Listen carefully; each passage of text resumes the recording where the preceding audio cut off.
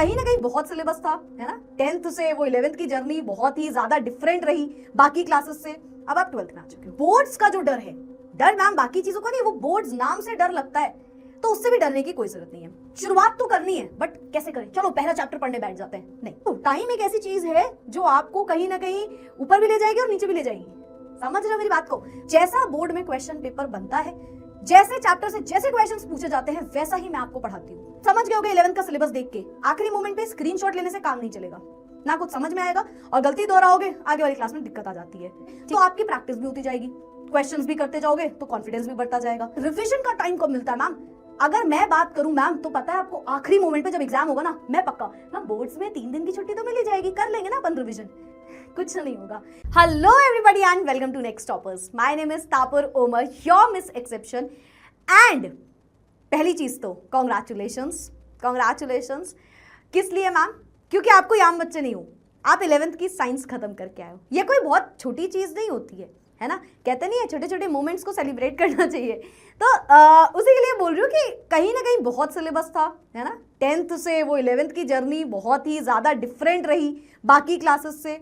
अब आप 12th में आ चुके हो।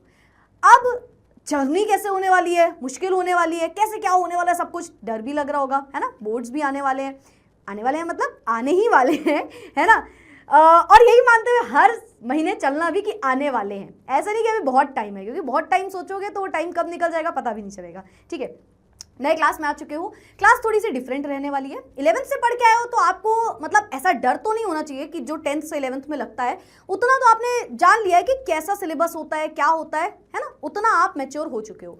लेकिन बोर्ड्स का जो डर है, डर मैम बाकी चीजों का नहीं, वो बोर्ड्स नाम से डर लगता है, तो उससे भी डरने की कोई जरूरत नहीं है। क्यों?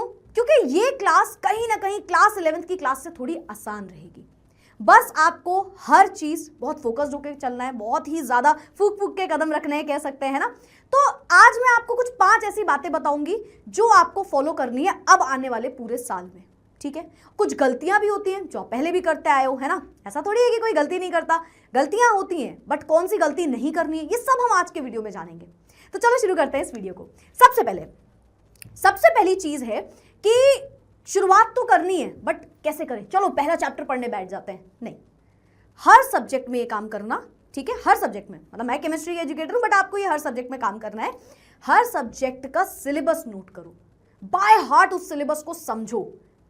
मतलब सिलेबस नोट करना है, सिलेबस का वेटेज जानना है, कौन सा चैप्टर कितने मार्क्स का आने वाला है। तुमको पता है बहुत ज्यादा गलती, आज मैंने अभी एक बात बोली थी आपको, आप शायद समझे नहीं होंगे, मैं फिर से उस बात को समझाती हूँ। चलो, जब आप 11th में पढ़ के आए हो तो कई चीजें तो आप समझ गए कैसे क्या होना है, चेंज होना है, लेकिन 12th में कुछ चीजें अलग होंगी। गलती क्या होती है? हम सब पढ़ते चले जाते हैं। क्या सब पढ़ना बहुत आसान है? क्या सब पढ़ना बहुत इंपॉर्टेंट है? पढ़ना सब है, बट क्या आने वाला है ये सोचते हुए पढ़ना बड़ा इंपॉर्टेंट होता है।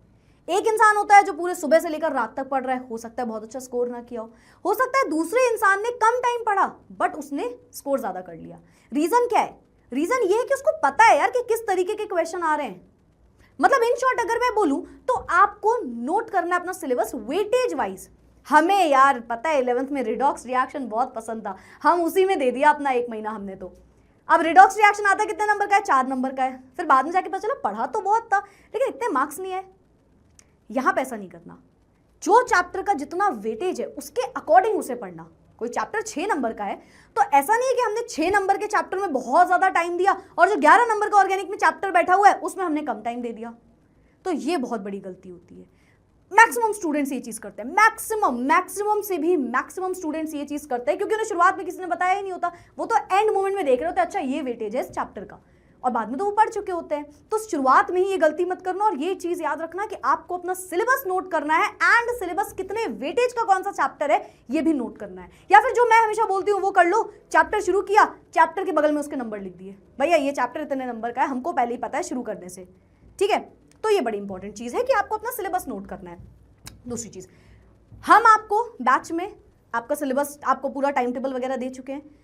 कंसिस्टेंसी एक ऐसी चीज है, अगर आप और कोई भी टिप फॉलो नहीं कर रहे हो और कंसिस्टेंसी रख रहे हो ना, तो आप कभी गलत नहीं हो सकता। मैं नाम नहीं लूंगी, आप जानते हो कई ऐसे यूट्यूबर्स होते हैं जो शायद उतना अच्छा चीजें नहीं कर रहे, मतलब नॉर्मल व्लॉग बन रहा है, कुछ भी हो रहा है, यार इतनी मजा नहीं आ रही, बट वो इतने कंसिस्टेंट रहे हैं शुरुआत से। एक बेसिक सी चीज है, मतलब इतने कंसिस्टेंट रहें कि आज उनकी बहुत बड़ी फैन फॉलोइंग हो जाती है ना। मतलब बिकॉज अब हम ये नहीं कह सकते यार मेहनत ही नहीं की, बिल्कुल करी, कंसिस्टेंसी तो मेंटेन करी।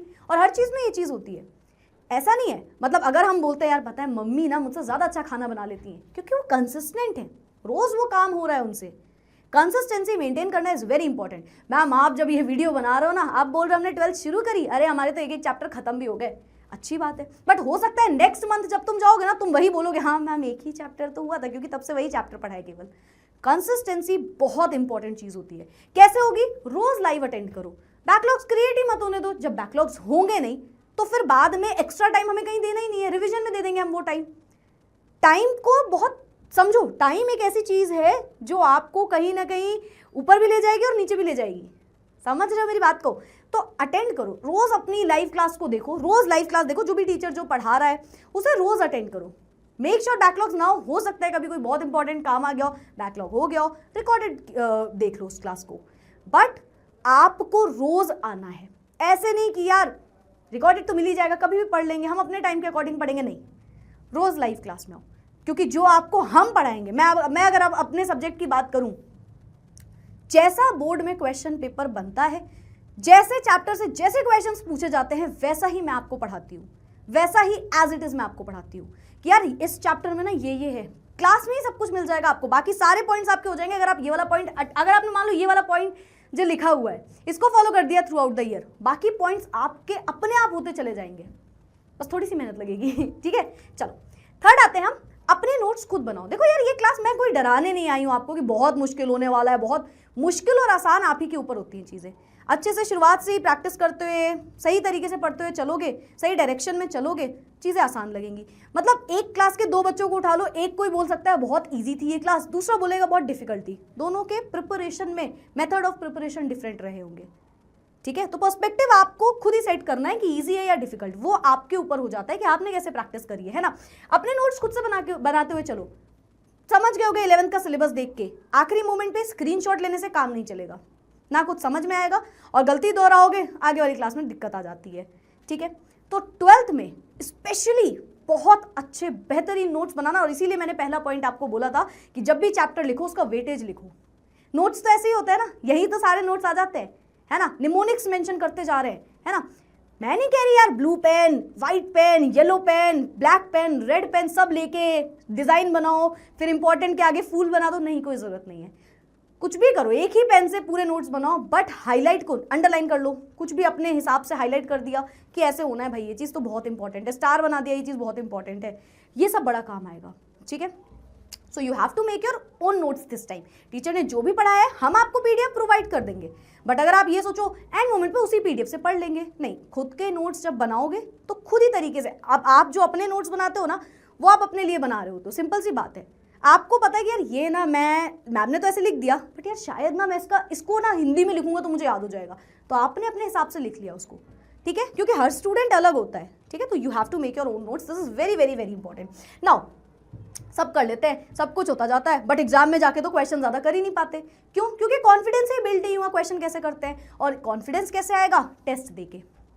तो आपको टेस्ट देना है। मैम कहाँ जाके देंगे? नहीं, कहीं नहीं जाना है, लाइव क्लास में ही हम आपके टेस्ट लेंगे, बिल्कुल लेंगे। हर चैप्टर के बाद आपके टेस्ट होंगे, तो आपकी प्रैक्टिस भी होती जाएगी, क्वेश्चंस भी करते जाओगे तो कॉन्फिडेंस भी बढ़ता जाएगा। क्वेश्चंस कहाँ से लगाए मैम? एनसीईआरटी और पीवाईक्यू, बिल्कुल मत भूलो, शुरुआत से ही पकड़ लो। बहुत से टीचर्स मैंने ये बोलते हुए देखे हैं कि यार आखिरी मोमेंट पे ना, मतलब हम भी बोलते हैं, ऐसा नहीं है कि यार आखिरी मोमेंट पे हम ये थोड़ी बोलेंगे कि नहीं बेटा गलती हो गई तो बैठ जाओ कुछ मत पढ़ो।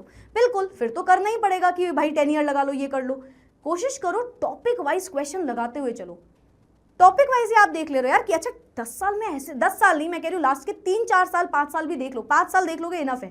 5 ईयर्स में अच्छा ऐसे ऐसे क्वेश्चंस भी आए हैं, अच्छा इस टॉपिक से ये क्वेश्चन भी बन रहा है। क्योंकि जब आप क्वेश्चन लगाते हो तो आपको पता चलता है कि कंसेप्ट क्लैरिटी ज़्यादा हो जाती है। यू कैन से पहले पढ़ लिया फिर उसका क्वेश्चन भी लगा लिया उस टॉपिक का, तो कॉन्सेप्ट ज़्यादा अच्छे से समझ में आता है, और एज ऐसे टेस्ट दे दिया तो कॉन्फिडेंस बिल्ड हो जाता है। तो this is again very important. अब पांचवी चीज़ क्या है? रिविजन का टाइम कब मिलता है मैम? अगर मैं बात करूं मैम, तो पता है आपको आखिरी मोमेंट पे जब एग्जाम होगा ना, मैं पक्का मैम बोर्ड्स में 3 दिन की छुट्टी तो मिल ही जाएगी, कर लेंगे ना अपन रिविजन। कुछ नहीं होगा, 3 दिन में तुम 3 चैप्टर भी अच्छे से नहीं कर पाओगे अगर उसे पहले से ही अच्छे से पढ़ के नहीं गए हो तो। मतलब क्या किया जाए? रोज रिविजन करो। मेरी क्लास है 8 से 9:30 मान लो, बैच में 5 से 6:30 मान लो, ठीक है, सच बता देती हूँ, ठीक है। तो मेरी क्लास है 5 से 6:30। अब मैम रिवीजन कब करें? नेक्स्ट क्लास क्या है? 8 से 9:30, 1.5 घंटे का हमने आपको बफर टाइम दिया हुआ है। 5 से 6:30 के बाद आधे घंटे जाके टीवी देख लो, फोन चला लो, जो करना है कर लो, तुम्हारे ऊपर है। पढ़ना है तो वो तो बहुत ही अच्छी बात हो गई फिर, है ना। तो 5 से 6:30 के बाद आधे घंटे आपने अपना टाइम लिया, फिर उसके बाद भी 1 घंटा बचा है, तो उसमें आधे घंटे आपने वापस से रिवाइज कर लिया जो भी मैं पढ़ा के गई थी। फिर क्या करना है मैम? फिर जिस दिन नेक्स्ट डे मेरी क्लास में आओगे उस दिन भी आपको, जैसे 5 से 6:30 की क्लास है तो 4:30 पे रिवीजन करने बैठ जाना है। मतलब अगर मैं इन शॉर्ट बोलूँ तो क्लास के बाद और क्लास के पहले, क्लास में खत्म होने के बाद भी और क्लास में नेक्स्ट क्लास में आने के पहले भी रिवीजन कर लेना। और ये बात याद रखना, अगर आपने क्लास खत्म होने के बाद आधे घंटे का रिवीजन कर लिया ना, तो नेक्स्ट क्लास में आपको शुरू होने के पहले केवल 15 मिनट रिवाइज करना पड़ेगा।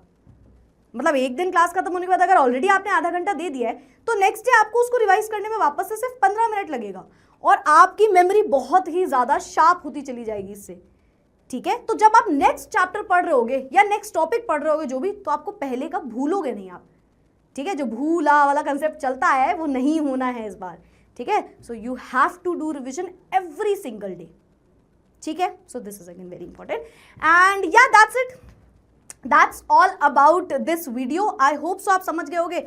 गलतियों को पहले ही सीख लोगे, पहले ही समझ लोगे कि अच्छा ये गलती हो भी सकती है, तो उस गलती को करने से बच जाओगे। सो बस यही आज का इंटेंशन था इस वीडियो को बनाने का। That's it for today. Now I will see you all in the class only. Bye bye, take care and keep studying.